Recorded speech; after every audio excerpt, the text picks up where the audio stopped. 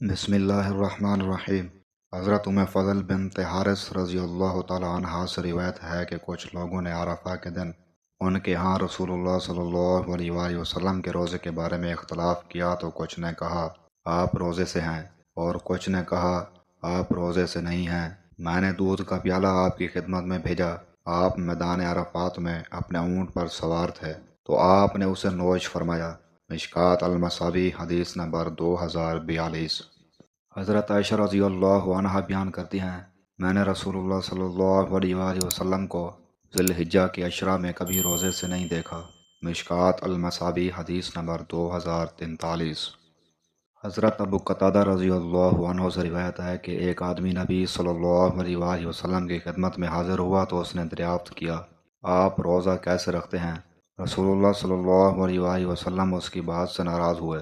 جب عمر رضی اللہ تعالیٰ عنہ نے آپ کی ناراضی دیکھی تو کہا ہم اللہ کے رب ہونے، اسلام کے دین ہونے اور محمد صلی اللہ علیہ وآلہ وسلم کے نبی ہونے پر راضی ہیں۔ ہم اللہ اور اس کے رسول صلی اللہ علیہ وآلہ وسلم کی ناراضی سے اللہ کی پناہ چاہتے ہیں۔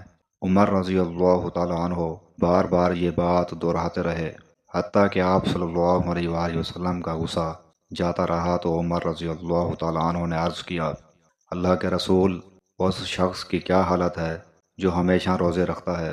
آپ صلی اللہ علیہ وآلہ وسلم نے فرمایا اس نے روزہ رکھا نہ افطار کیا۔ پھر انہوں نے عرض کیا اس شخص کا کیا حال ہے جو 2 دن روزہ رکھتا ہے اور 1 دن نہیں رکھتا؟ آپ صلی اللہ علیہ وآلہ وسلم نے فرمایا کوئی اس کی طاقت رکھتا ہے؟ پھر انہوں نے عرض کیا اس کا کیا حال ہے جو 1 دن روزہ رکھتا ہے اور 1 دن نہیں رکھتا؟ آپ صلی اللہ علیہ وآلہ وسلم نے فرمایا یہ تو داؤد علیہ السلام کا روزہ ہے۔ اور پھر انہوں نے عرض کیا اس شخص کا کیا حال ہے جو 1 دن روزہ رکھتا ہے اور 2 دن نہیں رکھتا؟ آپ صلی اللہ علیہ وآلہ وسلم نے فرمایا میں چاہتا ہوں کہ مجھے اس کی طاقت مل جائے۔